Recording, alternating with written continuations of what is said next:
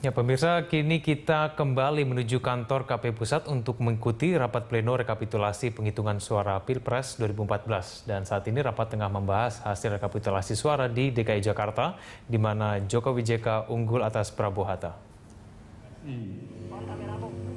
Oleh saudara sendiri ya, untuk dilakukan PSU, kok bisa berubah gitu loh? Apa dokumennya itu beda? Atau dokumennya pada saat saudara membuat rekomendasi kemudian berubah dengan dokumen yang lain? Kan waktunya pendek. Saudara sudah menyatakan bahwa 17 TPS itu di PSU. Tiba-tiba tadi Ketua KPU menyatakan katanya 4 dinyatakan tidak terdapat pelanggaran. Ini kan sesuatu yang aneh.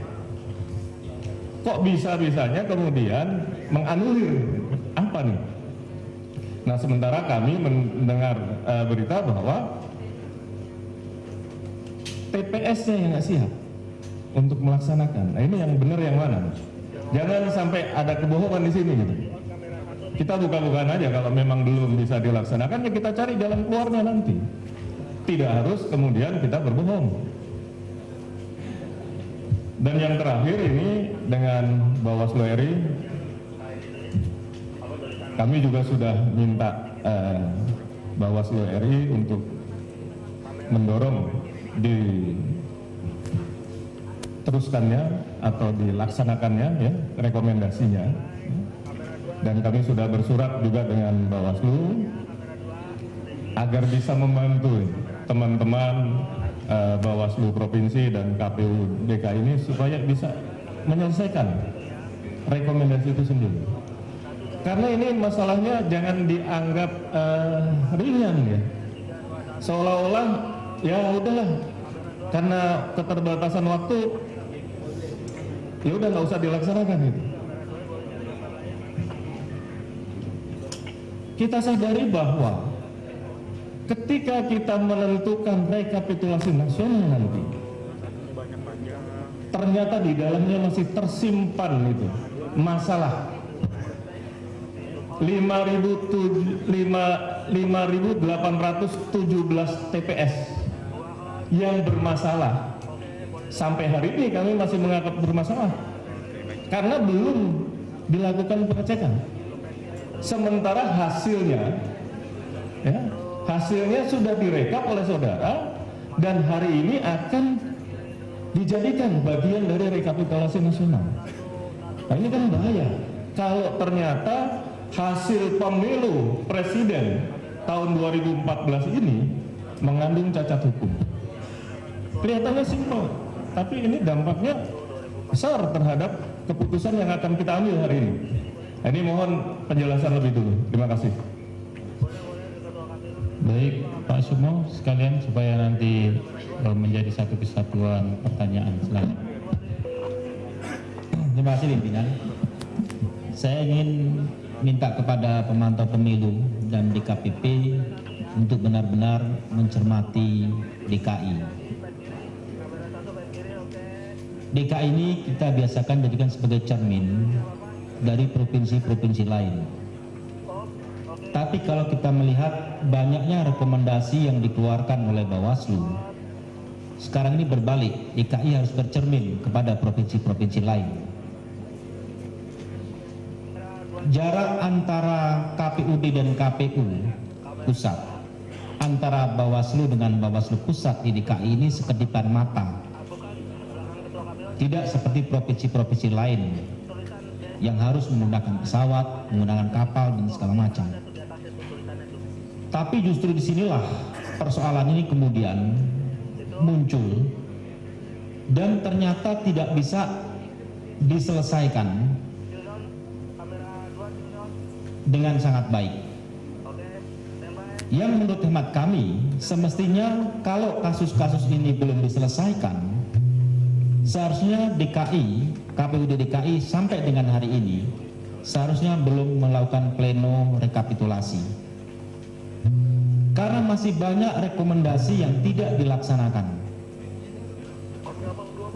Kita ambil contoh misalnya, kita juga ingin mempertanyakan kepada Bawaslu juga terkait ketika Bawaslu mengundang kepada 75 ketua anggota KPPS, PPS, dan PPK, itu yang hadir cuma 39.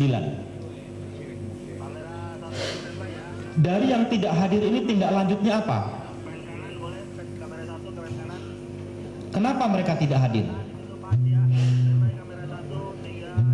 Diselusuri, didalami, ditemukan motif apa mereka tidak hadir? Kemudian apa sanksi yang diberikan? Karena ini menyangkut kepentingan untuk mengungkap data, mencari kebenaran. Berikutnya adalah ketika kemudian dari 5.802 TPS yang belum dilakukan cross check tadi,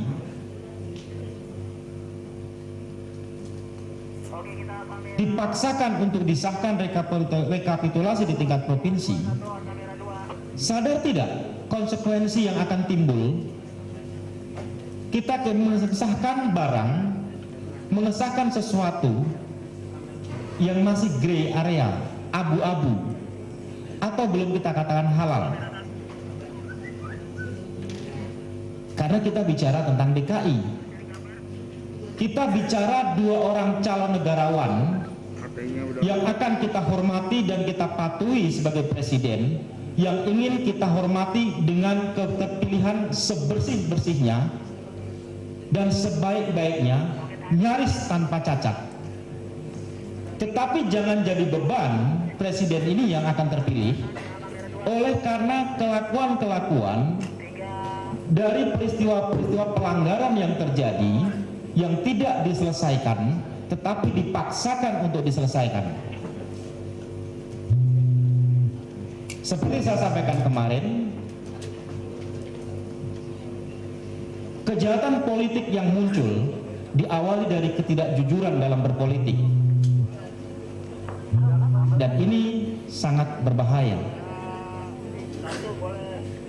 Maka apa semua yang direkomendasikan oleh Bawaslu dan yang dipertanyakan oleh pihak kami ingin dijawab satu demi satu dan dipaparkan secara jelas dan sistemik, tidak secara gradual, baik oleh KPUD maupun oleh Bawaslu. Dan tentunya kami juga perlu ketegasan dari Bawaslu Pusat bahwa kasus ini jauh lebih berat dibanding Nias menurut pandangan kami dalam kasus-kasus rekomendasi yang muncul. Maka sikap tegas dari Bawaslu di dalam memberikan pandangan terhadap persoalan ini kami sangat tunggu, Pak Nasrullah. Sementara itu pimpinan, terima kasih. Baik, saya perlu klarifikasi aja ke Pak Sukmo bahwa apabila Pak Sukmo dan kawan-kawan menemukan ada penyelenggara pemilu yang berpolitik, mau jujur tidak jujur, maka kami akan tindak, Pak. Ya, jadi himbauan berpolitik jujur itu tidak kepada penyelenggara pemilu. Kalau ada yang berpolitik jujur tidak jujur, akan ditindak. Selanjutnya kepada saksi